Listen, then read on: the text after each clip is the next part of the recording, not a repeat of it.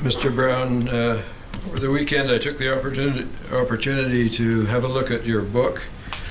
I'd like to compliment you on it, a very thorough description of from the ground, as it were, as to what was happening in the fishing industry in the 1995 to 2005 period. I note it was published in 2005.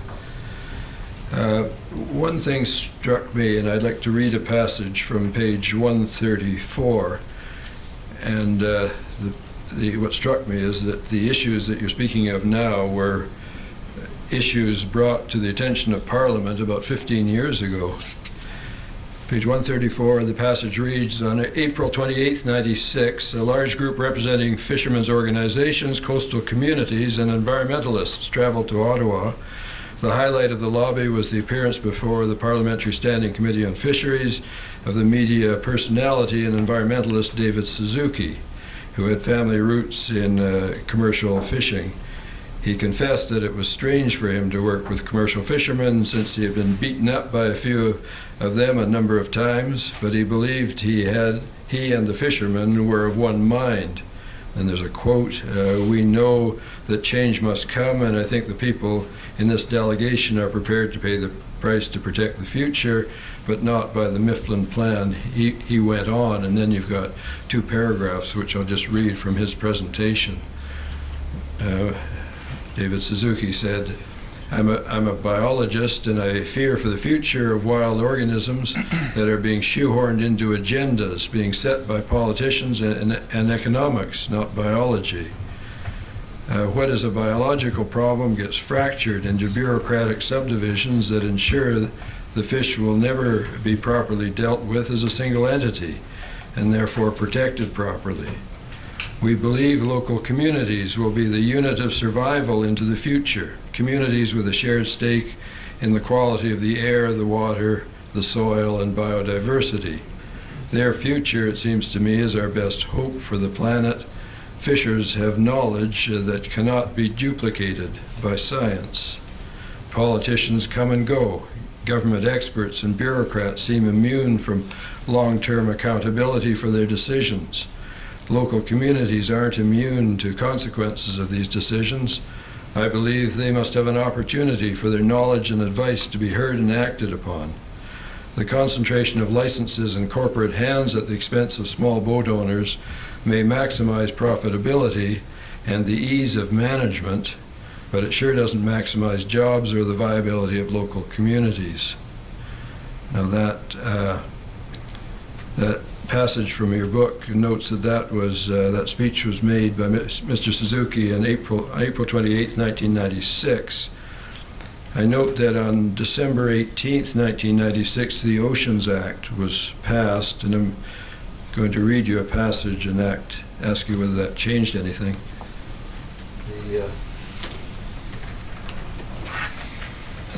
In the preamble to the Oceans Act, the following appears: in exercising the powers and performing the duties and functions assigned to the minister under this act, the minister A shall cooperate with affected Aboriginal organizations, coastal communities, and other persons or bodies. Since that time, have you seen any significant amount of consultation between DFO and coastal communities? The short answer is no. I would argue that that the gap between coastal communities and their interests, both First Nations communities and non-First Nation communities, has widened, with DFO's almost singular obsession with the idea of somehow or other rationalizing the resource into the hands of a smaller and smaller group, based largely on the ideological thinking of one man. That's Dr. Peter Pearce, who has been on the scene for more than 40 years.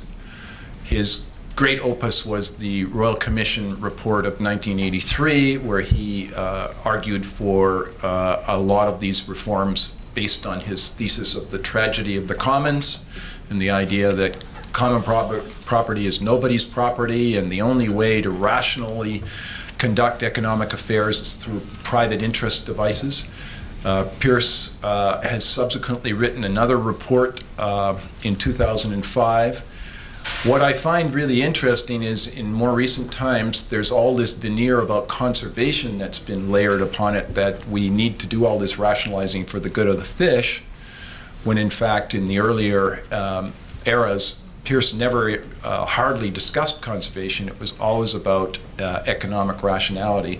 But as Dr. Suzuki said in that eloquent passage, which I quoted in my book, there's more to all of this than simply the bottom line. There's more to all of this than just economic rationality.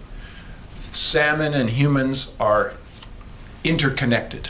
They have been for thousands of years with First Nations people, and they have been in multiple generations in my family and other fishing families, and there is a profound link between the two, and it's expressed in things like the UN principles of adjacency, the idea that people who live closest to the resource have a great affinity and concern with it, and that's not because they're angels, it's because they are the ones who are most affected if something goes wrong with the resource. Now, Mr. Brown, the principle of adjacency, which you just mentioned, is also mentioned in the Oceans Act, passed at the end of 1996. Have you seen since that time any greater adherence or any significant adherence to the adjacency principle by DFO? No, I have not.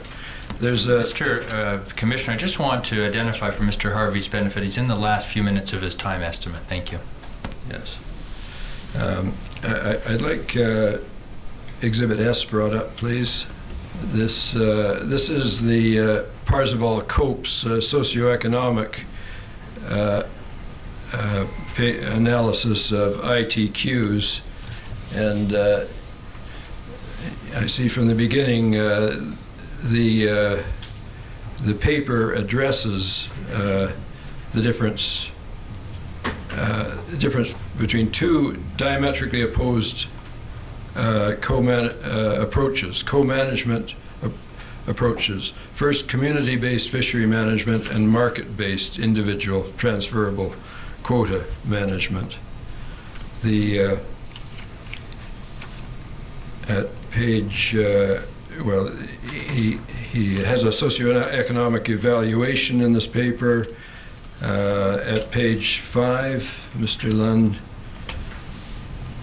and I'm going to ask you at the end, Mr. Brown, whether this is consistent with your views. Page 5, under the heading CBM versus ITQs, CBM being community-based management. With community-based management, individual transferable quotas attracting so much attention, it is important to understand the key differences between them. These management approaches reflect very different views on what fisheries are about. We must consider how they compare in meeting the current as well as the future needs of vessel owners, crew members, processing plant workers, and their communities. What is good and what is not must be viewed from many angles, etc. And in the course of the paper, he makes the point that he discusses the various socioeconomic implications of ITQs, such as you've mentioned.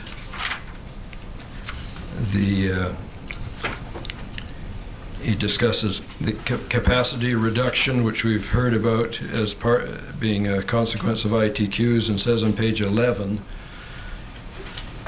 the capacity reduction that may be facilitated by ITQ systems is likely to generate financial benefits, but distribution of those benefits is wisely considered to be inequitable. The first generation of quota holders receive a windfall in the form of free ITQ from the government, a mechanism which, as noted above, seems to have been adopted to convince current vessel owners to accept ITQ schemes. Later generations must buy or lease quota at high prices from the original holders, and indeed may be unable to afford to get into the fishery at all. That's, I think, consistent with what you've been saying. Is that right, Mr. Brown? Yes, it is. And I would just add that Dr. Copes is a Vancouver resident, West Vancouver resident, and he's considered one of the world's leading authorities in the subject. And it would be with the greatest respect, Mr. Commissioner, that I encourage you to acquaint yourself with his work, along with those who are on the other side of the fence, like Dr. Pierce. And I would also wonder whether it would not be a good idea that, as opposed to people like my colleagues here and myself who are hardly expert, that there be testimony or at least some investigation into this topic with those kinds of experts, given that the inquiry wants to open the door into this discussion. But I would say that Dr. Copes' points are very well taken in terms of the affinity between communities and the well-being of the resource. You also heard Mike LaPointe very eloquently in his testimony talk about the fact that we as humans are part of the ecosystem, and that we interact with these creatures, and we have a role and a place with them, and they in many ways depend on us. And having strong community interest in the salmon fishery means perhaps that one doesn't go about ravishing timber slopes in the forest industry, or spew poisonous chemicals into the waterways and so on and so forth. I won't belabor the point, but I would want to go to the one point, Mr. Harvey, and I can't see it on the screen there, but where Dr. Copes talked about an essential triad. That's my word, not his. He talked about biology, economics, and social benefits of the fishery. And he has taught me, and I've read hundreds and hundreds of papers on this subject, that one of the things that a good resource management regime should stress is balance between all three. It has been Dr. Copes' analysis, and perhaps you can see it for yourself and make your own conclusions, that DFO chronically gets the triad out of balance, the three-legged stool out of balance. At one point in history, they're using economic development, job creation as the primary motive of the fishery. And they go too far, perhaps in some cases, in over-harvesting, over-capitalizing, too many licenses. I have a whole chapter in my book about how licensing got out of control over the best interest of working fishermen in this province. In another situation, they go, oh, we need to be more economically or biologically sensitive. So then you get into things, some of the more distorted versions of the biodiversity argument, which you heard Dr. Walters critique. My only point for saying this is I think Dr. Copes' analysis is correct, that we need to balance all three. You can't do it to the exclusion of one over the other, but it tends to be the temptation, I think, in the political operatives that control DFO to seek favor in a given moment. If it's biology that's the flavor of the month today, that's what we'll do, and we'll hopefully get brownie points for that. Or if it's looking like we're saving costs or whatever, we'll go with that. You need all three, and you need to balance. Yes. The one point he makes is towards the end at page 18 and 19 is that ITQ systems are inflexible because once they're in place, they're difficult to dismantle, and he does attribute the collapse of the Atlantic fishery in part to the inflexibility brought about in that fisheries management regime by ITQs. I wonder if this paper could be marked, please, as the next numbered exhibit. Is that acceptable, Mr. Timberg? We had it, at your request, a lettered exhibit.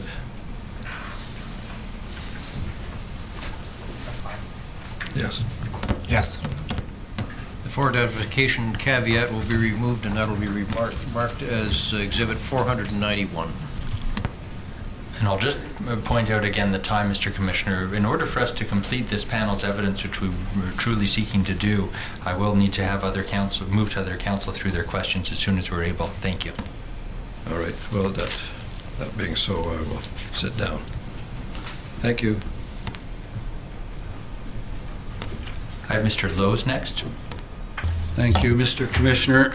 J.K. Lowe's for the BC Wildlife Federation and the BC Federation of Drift Fishers. Is there another book here, Mr. Brown? Probably. I'm not sure I'm up for writing it. It's awfully hard work. The book was published in 2005? Yes. When did you start it? In 2001. And why did you start it? Well, I'm not sure I know how to say this, but after all the things that happened in the industry, I guess I came close to the brink of maybe what would be called a breakdown in terms of my personal life. Everything that I had ever believed in and everything that I knew had more or less come to a halt.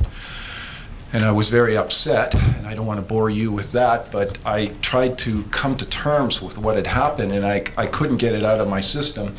So rather than getting angry, I thought, well, maybe I'll try to write notes down, and that one thing led to another, and it became a kind of an exercise in therapy.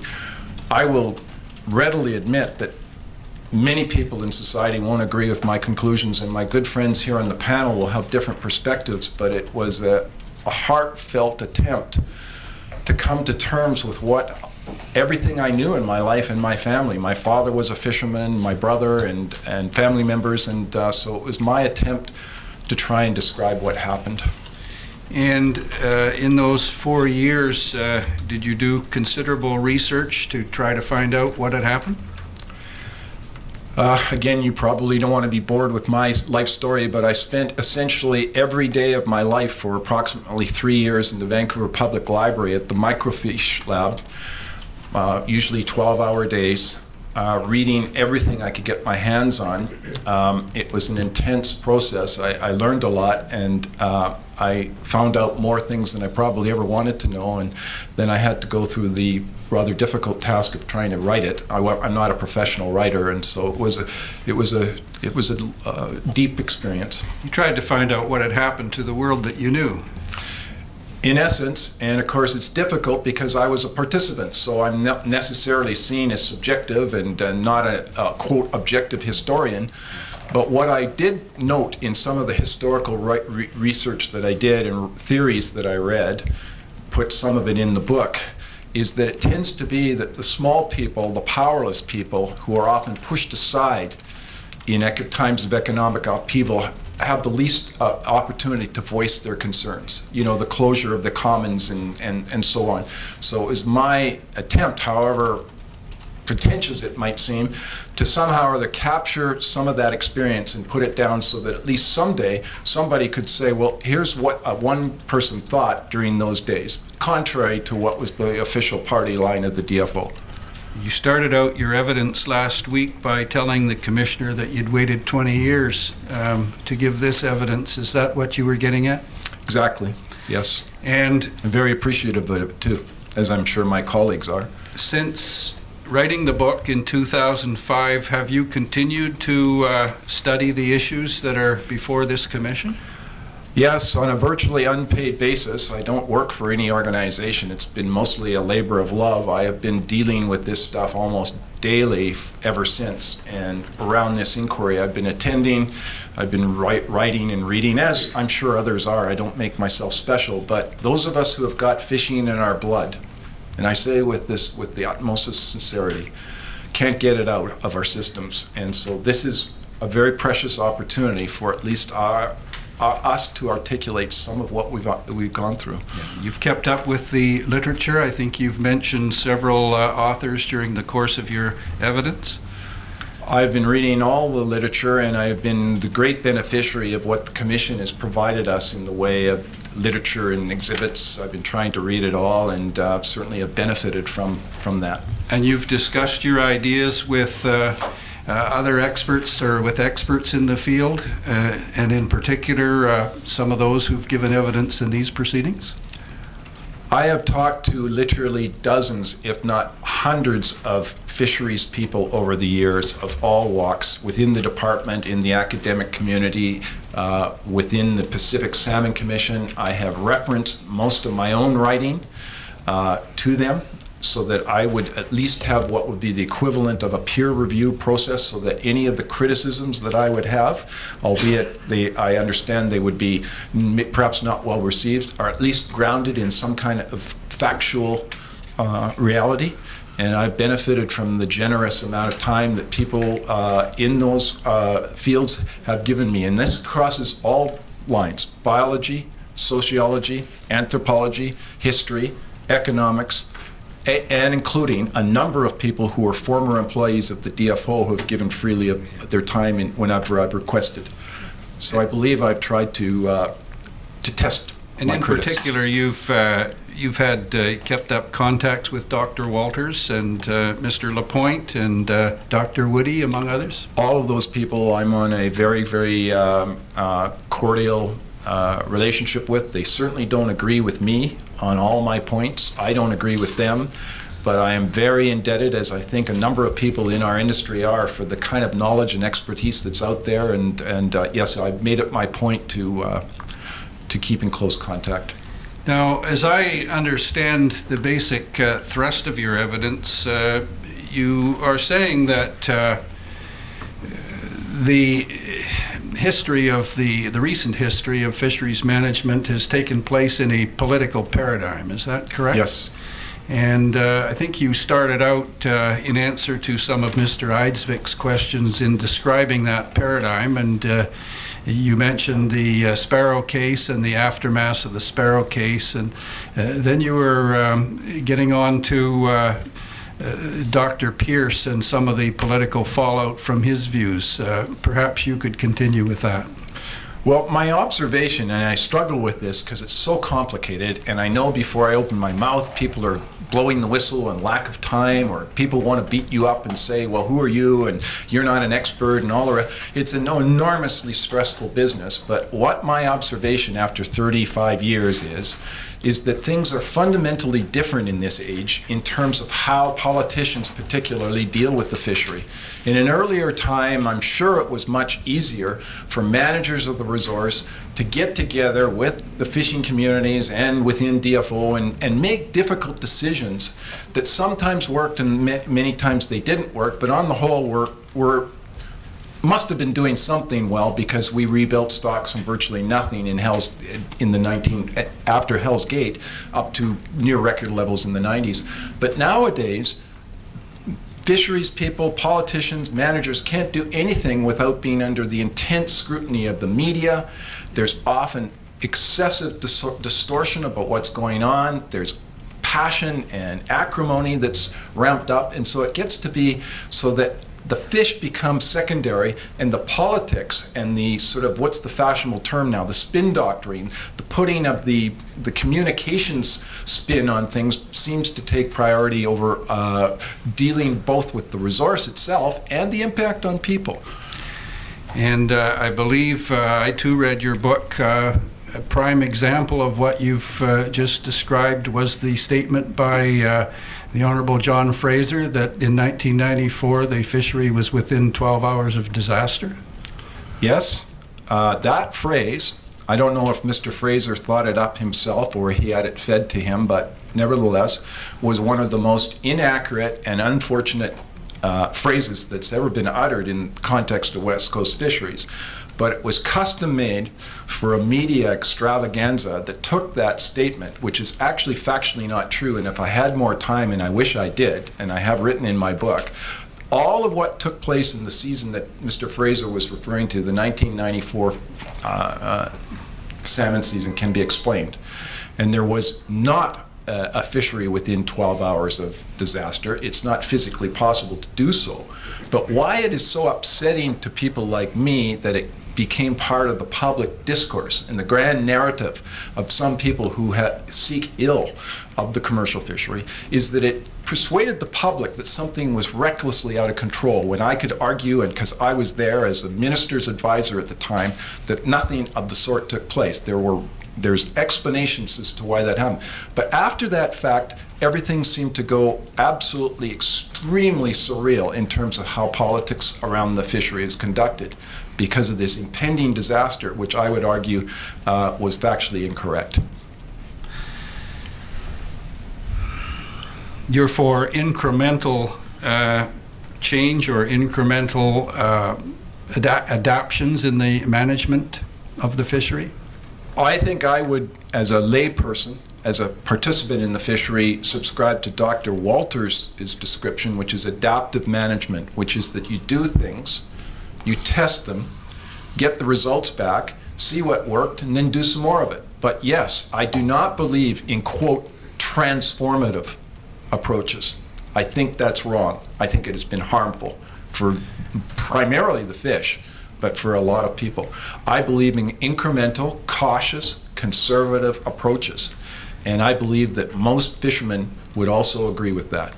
And do you also agree in focusing on increasing sustainable harvests rather than micromanaging, diminishing returns? Absolutely. When I heard Dr. Walters testify before this commission that between 1995 and 2005, no less than 25 million sockeye could have been harvested without detriment either to the major stocks or the weak stocks, I was astounded.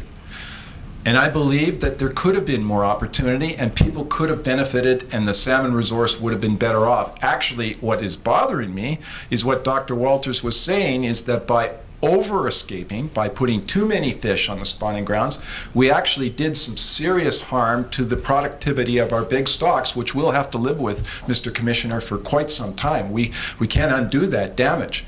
But it strikes me as absurd that we've been sitting here around a paradigm that says overfishing is the problem, when I could go chapter and verse proving that that has not been the case, and that we somehow or other have to redesign the entire world around fishing privilege rights, when in fact we could have fished more, we could have had more benefit, First Nations could have benefited more and could have grown into greater participation levels. We could have, and I want to make this point clear because I won't have another chance, involve communities and working class people in the fishery in progressive change around how we redesign the fishery. I do not sit here, and I've never heard a single fisherman in all my union career ever say, let's stick with the past and stubbornly stay in the past. All of them have said, if it can be done fairly, if it can be done democratically and responsibly, we want to be part of change. But that's not the way DFO has approached it. You're in favor of an inclusive fishery? Absolutely. And I feel that right now, the driving imperative in the fishery is to exclude people who otherwise should be in the fishery and have a legitimate right to be in it. And you're concerned of the apparent divisiveness between First Nations interests and other interests in the fishery? Mr. Lowe's and Mr. Commissioner, again, I feel so pressed for time here. I heard Paul Sprout testify a month or two ago about new governance.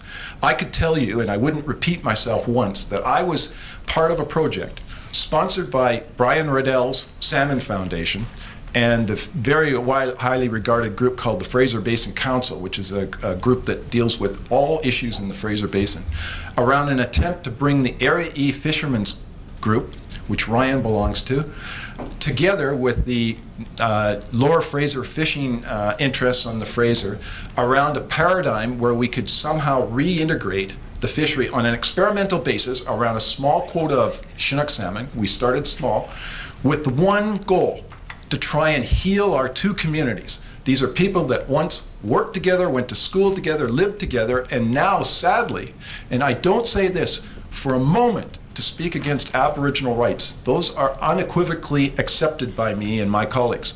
But we have seen communities driven apart. We've seen chaos on the river. We've seen the DFO lose control. And we've seen two communities that have an exact identity of interest, although they have different histories and different cultures, of course, driven apart. And so, yes, I want to bring them together. And guess what? When we went to over a year's worth of work, wrote those papers, we delivered them to DFO, and they didn't even give us the courtesy of an answer. They just gave it short shrift. All that effort was discarded, and that really bothers me, and I wish I had more time to go into the details. And on that note, Mr. Commissioner, I will point out for Mr. Lowe's benefit, he is at his estimate. Two questions. First of all, Mr. Brown, having waited 20 years, if you were to give advice to the Commissioner as to a recommendation that he might make in his final report, what would that recommendation be? It would be to build a new Simon Commons, which First Nations and non-First Nations would work towards together. It would be to invest in salmon enhancement again, the way we once did, and see salmon enhancement not as a cost, but an investment in our future. In terms of the generalities of the fishery, I'd dispense with area licensing. I think it's just an impediment, and it's no longer necessary with a vastly reduced fleet. I would move towards a royalty system in which the old age issue of whether or not the industry is paying economic rent to the owners of the resource, the people of Canada, would be addressed. And everybody that caught a certain amount of fish would pay back to the Crown, to the owners, but it would be done equally by those who catch the per volume. So big companies would be paying as well as small harvesters. I would get rid of the current obsession with biodiversity that you've heard and move back to what Dr. Walters talked about, in which is a harvest rate approach to the resource based on aggregate, and not the one that is based on fixed escapement policies. And I would try to bring all of the people back together who have an interest in this fishery so that we could all work together for the common good of the fish. And my final question, of all of the issues and matters and problems that you've heard about and thought about facing the Fraser River sockeye fishery, I suggest to you that the recreational fishery is at the bottom of the list, if indeed it's on the list. In terms of Fraser River sockeye, yes, I quite agree with you. Thank you. Thank you. Ms. Gardner?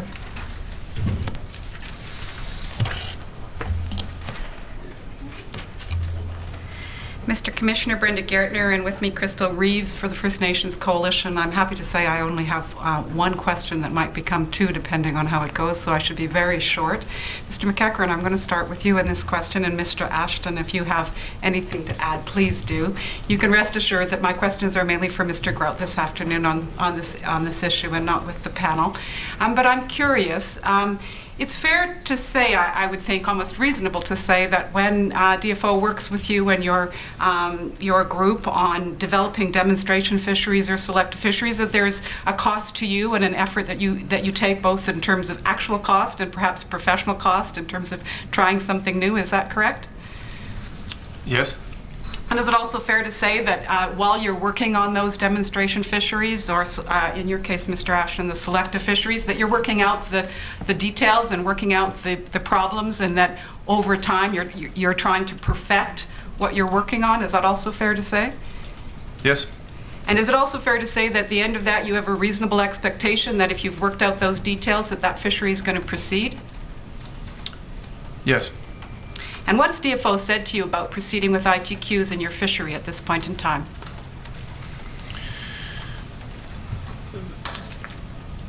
There would need to be a... Let me do more precise for you on that one. What have they said with respect to ITQs or IQs as it relates to Fraser River sockeye salmon? Sorry, I'm still not sure how to answer the question. Has DFO made any promises to you as you've been working on demonstration fisheries with respect to ITQs or anything like that as it relates to Fraser River salmon, as to when you can reasonably expect that they will be proceeding with that? Have they given you any expectations on any further investments that you'll need to make or otherwise? What have they said to you? No, it's definitely it's up to the Harvest Committee to bring up ITQs to the department. The department's not bringing them up to me.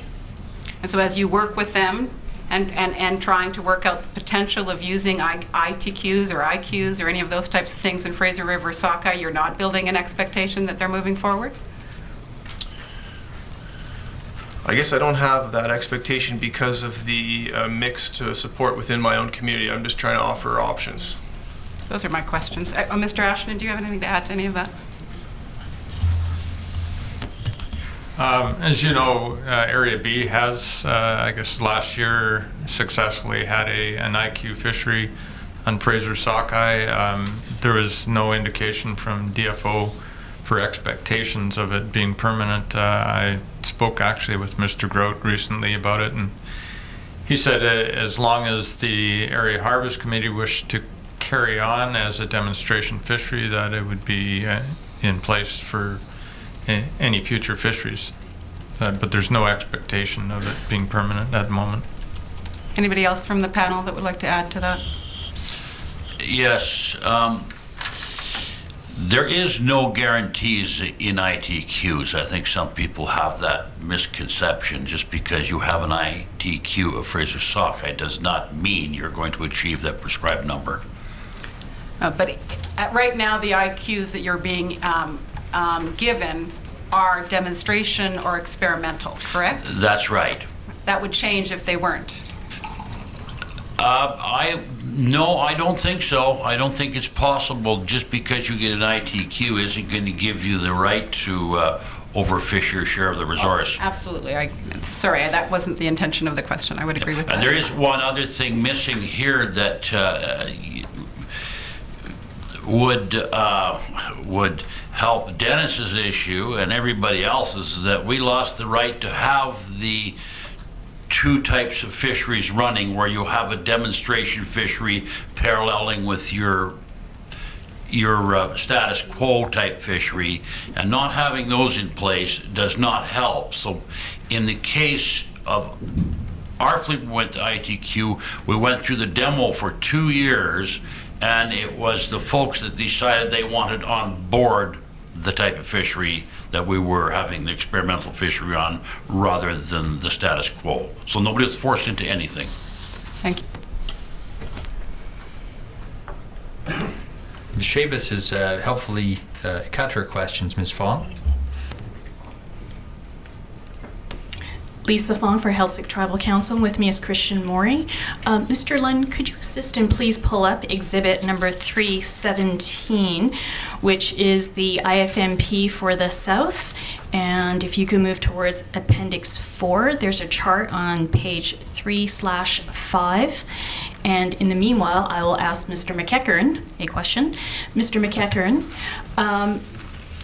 as I understood your testimony on the 22nd, there is the ability between area groups for transfers of allocation in season. Is that correct?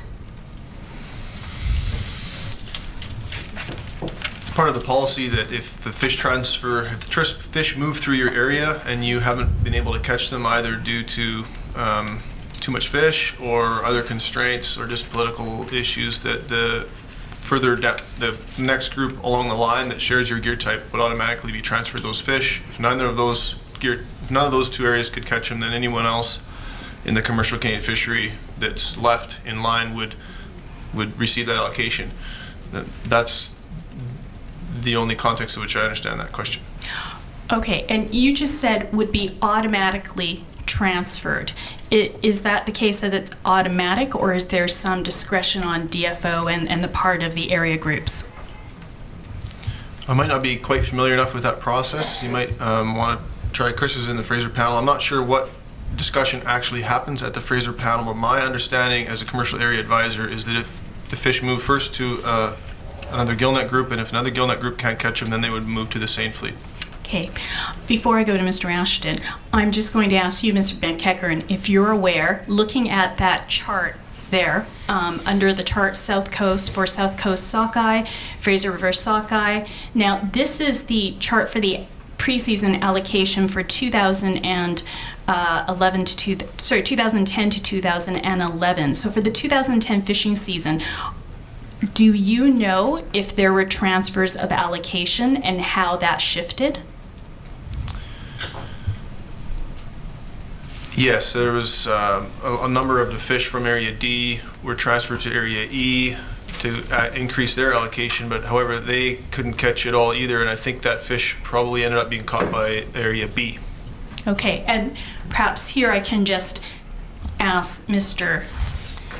Ashton if he's aware of that transfer allocation in relation to this graph, so that he can confirm that Seine B picked up the allocation when D and E could not complete their uncaught catch allocation.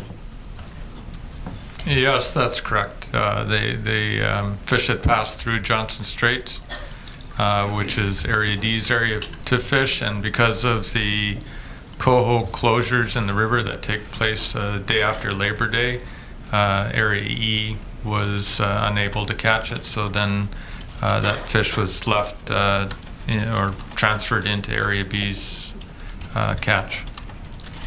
Okay, and then eventually, because D couldn't catch it all, Seine B received the allocation. That's correct. Or Thank the you. opportunity to catch it. Correct. We didn't catch it all. And I should just point out, this is the 2009 to 2010 IFMP that's on the screen. Thank you. And Mr. Ashton, I'm just going to come back to that question I'd asked Mr. McEachern. Seeing as you sit on the Fraser River panel, the transfer allocation process in season, how does that occur? Is that, and what am I asking for, the mechanics of it? Is there a request at the table? Is there discussion? Are the area groups represented? I want to understand how much input there is in such a decision. Well, primarily the Fraser River panel, Canadian caucus side, is its interest is to look after Canadian fisheries. I guess where the individuals such as myself and Peter Sakic, another gentleman, Les Rombo, represents Gillnets on the panel, and John Murray. When we get to the point of actually having a catch being allocated, then they ask for our advice on how we would best determine the fishing methods and the time and areas. But to the question you're asking, that is more of a Department of Fisheries allocation. These allocations aren't through the Fraser panel. Okay, I understand. So what you're explaining to me is that the area groups would have discussions or communications with the DFO, and there would be a sort of consultation as between them before that decision as to the transfer allocations made. Is that correct? In a lot of respects, that's how it would take place, but it basically a sort of de facto process that the abundance of sockeye had already passed through Area D's fishing area and wasn't going to be available to Area E, so there was Canadian commercial tack available. Okay. And are you aware, given the various allocations here, was there a compensatory aspect to the allocation? So, for example, when Seine B was able to obtain a larger portion of the allocation, was there some sort of compensation that was given to D or E? No, there wasn't. Okay, and is that an arrangement, that decision, is that a private decision is between Seine B and D and E, or is that something that DFO would give direction on? No, they wouldn't. There's been a number of instances over the years where fish have been, or area fishery groups have been unable to catch their share of allocation for one reason or another, and it has just flowed into somebody else's catch. But in regards to 2010, Area B and H were jointly doing an ITQ demonstration project, and under the rules of that project, they were allowed to transfer IQs between Area B vessels or Area H vessels. It was interchangeable, but there was, since Area D and E were both fishing in a derby-style fishery, there was no mechanism of transfer there. Okay, but in terms of the compensatory aspect, like for example, dollars for some fish because Seine B picked up some extra allocation, that gets worked out between the area groups, not, if I understand your evidence correctly, not a direction from DFO. No, there is no arrangements to pay for that fish. Okay. And Mr. Ashton, like putting aside, you know, how the transfer of allocation might happen, would you agree that it's better to have this flexibility within the within the in-season management to be able to transfer allocation than it would be to have, for example, a rigid system where these percentages would be adhered to regardless of whatever's happening with the fish? So would you agree that flexibility is better? Well, the flexibility often flows out of what happens in season. DFO attempts to, as well as they can, to try and make sure each fishing group obtains their allocation as close as they can, close as is possible to do. But I don't know I'm not unsure of the direction of your question. Oh, I'm just asking about the flexibility because not everyone enjoys flexibility. So I just want to understand flexibility is a good thing as opposed to rigidity, where Well, it's yeah, I mean- 47.5% or nothing. These numbers that are set out pre-season, they are target allocations. For any number of reasons, a group may not obtain their allocation. Right. Sometimes it's caught by another group for reasons that just described before. And it's good to have that level of flexibility. Would you agree? Oh, yeah. Thank you. And Mr. McEachern, would you agree also that having flexibility to transfer allocation within in-season is a positive thing in comparison to a rigid rule that says no transfers? My feeling on it is it's very positive to have that flexibility to be able to transfer the fish around between the commercial fleet. I think where you're going to have, it becomes much more, because the commercial fishermen see each other as common participants in the goal of catching fish for Canada. If fish was to be transferred outside of the commercial fleet, that would be the kind of flexibility that I would have trouble with. Thank you. Mr. Sackage or Mr. Brown, do you have any comments about the positive or negativeness of flexibility versus a rigid rule? Perhaps we can start with Mr. Sackage, if that's okay, Mr. Brown. Thank you. The flexibility works very well. That was in between area H and B, something that hasn't come up here. There was over, let's say from B to B and B to H, H to B, there was over 1,000 transfers a week or 10 days before the season ended that took place between those two gear types. Not totally between those two gear types, but in the flexibility realm. There was transfers all different ways. And so, like I said, it might be a bit of research that you would have a look at. There was over 1,000. I think it probably ended up around 1,200, 1,300, I'll bet. So that's flexibility. Thank you, Mr. Sackage. And Mr. Brown? Yes, Ms. Fung and Commissioner, I obviously agree that flexibility is a highly desirable principle. And I would argue, based on my historical research, that there was a lot more flexibility in the past and the stocks didn't collapse. In fact, they were rebuilt from Hell's Gate to near record levels in the 1980s with flexible management arrangements. I would make this one observation, and I make it both as a union leader over many years, but as an Area E harvest member at the moment, elected to that position by commercial fishermen, that there is very little flexibility in DFO's current approach. I have all too often heard fishermen, for one, under great duress, tell me, Dennis, I don't like ITQs, I have concerns about them, but you know, when we were at the DFO last week, they said if we don't move to ITQs, we're not going to fish again. That is not a good way to be flexible. It's not a good way to bring buy-in from fishermen. It's kind of a form of coercion.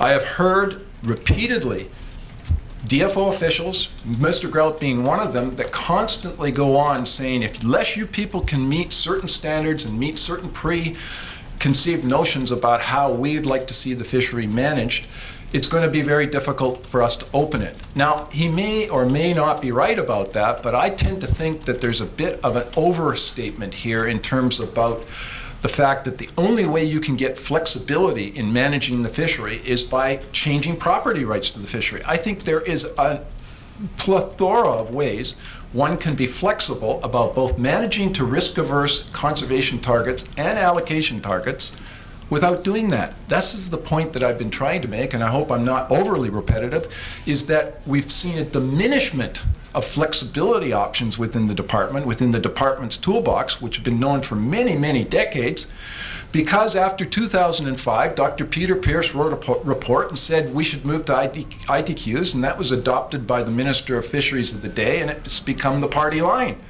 I would like to go back to the time where politics and all of these other concepts were put to the back, and we really do what you're just saying. Look at what is the best thing to do in a given situation in a pragmatic and flexible way and see if we can work it out. And I think we can. Thank you. Those are my questions. Thank you. Mr. Commissioner, I'm mindful of the time. We're in the last few moments, I think, of dealing with this evidence. There's no further cross-examination. I have one very quick set of questions for Mr. McEachern that I think are properly re-examination that Mr. Rosenblum identified for me. And if I might lead, and I welcome anyone to object. Mr. McEachern, take it that through counsel you read the transcript of your first day of testimony here before the Commission last week and identified 4 specific errors in the transcripts referring to the testimony that you were part of that day? Yeah, myself, and there's just one minor error with Dennis Brown's too. And I'd like to take you through those very quickly. Page 38, and I'll simply read these into the record and we can pick up the discussion, if any, arising. Page 38, line 32 of the transcript for Tuesday, the 22nd of February, fleet boat, B-O-A-T, should be replaced with fleet vote, V-O-T-E. Roger. Sorry, yes. All right, I didn't mean to move you into different lingo. Page 60, line 10, that's where Mr. Brown testified, and I think referred to you, or Mr. McEachern, and commented about area E, but the transcript provides area A. Yeah, he did say E. That's just a typo or something. All right. Page 78, and Mr. Lunn, I don't need you to try and move as fast as I'm going. Page 78, line 5, there's reference to Kingfish, one word, but I take it that should refer to Canadian Fish, the company? Yeah, that's a funny mistake, that one. All right. Page 79, line 38, the word T-O should be T-O-O. I think you made a comment about something that affected you too. Yeah, that the hardship was to including myself as well. So that should be the inclusive to as in T-O-O. Mr. Commissioner, those are the quick points I wanted to address. Mr. Rosenblum identified that he had very short questions on re-examination, then we're finished with this panel. I'll be a minute or less, Mr. Commissioner. Mr. Ashton, much has been said about the bunt grid study where DFO approached your group, and there was correspondence back and forth, and last day we put in a bundle of documents in terms of your correspondence. I want to refer you very, very briefly to Exhibit 489. Mr. Lund can put that before you. I think you'll see it there on the screen. Sir, in an email, Mr. Curry writes to you January 17, 2005. He says in the middle paragraph of that email, a meeting was held in Vancouver on December 8th to review progress on grids and knotless bunts since 1999 to review the results from 2004. This gear has shown compelling results and will be further analyzed through the development of a piece of paper due for May 8th, 2005. Is it your understanding, sir, that that study was never done in 2005? That's my understanding. I don't recall ever hearing any more about it. So it's your understanding that not only was the study not done in 2005, but it's never been done since? I don't believe so. Thank you. I have no further questions. Mr. Commissioner, that concludes the evidence from this panel. Just before you go there, I just wonder, I want to raise with you, Mr. Martland, and see whether Mr. Harvey and Mr. Lowe's would agree, but I don't have a copy, and I haven't seen a copy of Mr. Brown's book, I don't believe. But in any event, at least today, references was actually made from some pages of that book, and I'm wondering whether the pages, at least, that were referred to and read to the witness, he is the author of those pages, should not be at least marked for identification, if not as an exhibit. I think that's an appropriate suggestion, Your Honor. I'm sorry, Mr. Commissioner. And I wonder if I might suggest that if those in the room are in agreement, we can discuss among council how we're best to put that in as an exhibit, and then look to do that this afternoon if we're able. Yes, that's fine. Thank you. Sorry. I'm sorry. You're now done with this panel? Yes, and I was simply going to canvass with respect to the timing for when we might reconvene in the afternoon of Mr. Grout's evidence. I would prefer to, given the time, reconvene at 2. We could reconvene at 10 to 2 if that's convenient for everyone in the room.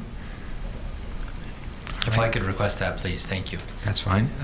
I would, before we leave, and I presume we're going to leave now, is that? That's right. I want to express my gratitude to Mr. Brown Mr. McEachern, Mr. Sakich, and Mr. Ashton for their attendance here on Friday, or last week, I should say, and here again today. I'm grateful that you were able to do that and that you were willing to participate in the way that you have, and for the time that you've taken on behalf of this commission and the public to be here and give your views and answer the questions. So thank you all very much for that. And if we have nothing further then with this panel, they may be excused. They're welcome to stay, of course. They don't have to, we do. So we'll give them that option. And we'll be back at 10 to 2. Thank you. Hearing is now adjourned until 10 to 2.